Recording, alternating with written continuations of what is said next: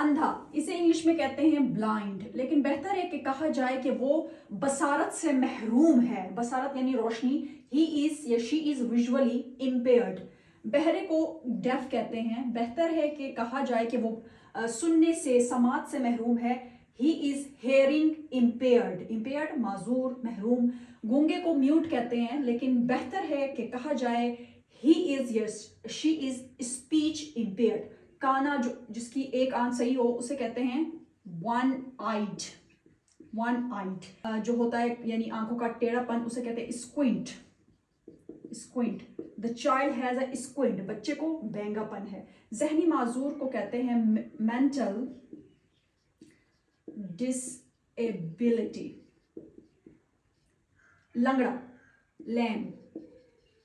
He is lamb, वो लंगड़ा है। बेहतर है कि कहा जाए ही इज फिजिकली इम्पेयर्ड या डिसेबल्ड। हादसे की वजह से टांग या बाजू जिसका काट दिया गया हो उन्हें लेग या आर्म एम्प्यूटी कहते हैं। एम्प्यूटी, ठीक है। एम्प्यूटी का मतलब ये काट दिया गया हो किसी हादसे की वजह से। ही इज अ लेग या आर्म एम्प्यूटी, वो टांग से महरूम है या वो हाथ से महरूम है, या इसकी हाथ या टांग जो है वो काट दी गई है। हकला, जो रुक रुक कर बोलता है, उसे स्टैमर या स्टटर कहते हैं। ये जो है अमेरिकन में और ये ब्रिटिश में ऐसे बोला जाता है, ठीक है। ही स्टटर्स वाइल स्पीकिंग, वो बोलते हुए हकलाता है। तोतला, जो तय तय की आवाज ज्यादा निकाले, इन्हें कहते हैं Lisp. Lisp, he has a Lisp, उसे तोतलापन है।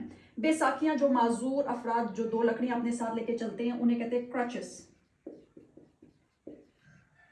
ही वॉक्स विथ क्रचेस, वो बेसाखियों के साथ चलता है। छड़ी, जो बुजुर्ग अफराद अपने साथ लिए चलते हैं उन्हें कहते हैं cane. Cane. The elderly man is walking with his cane, आदमी अपनी छड़ी के साथ चल रहा है।